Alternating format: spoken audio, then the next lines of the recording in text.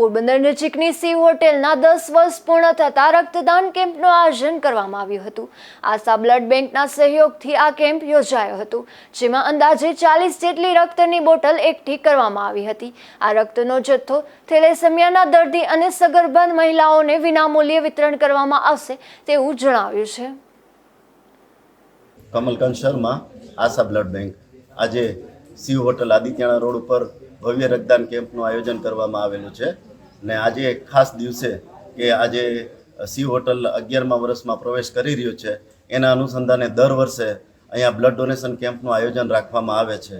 તો આશા blood bank વતી અમે સી હોટલ ને બધા ગ્રામજનોનો ખૂબ ખૂબ આભાર માનીએ છીએ કે તેમને વધુમાં વધુ બ્લડ આશા બ્લડ બેંકને પૂરું પાડ્યું ને આ બ્લડ જે ભેગું થશે એ થેલેસેમિયા બાળકોને મફત આપવામાં આવશે ને ગામમાં કોઈને પણ જરૂર પડશે તો આશા બ્લડ બેંક હંમેશા તેમની મદદરૂપ થશે।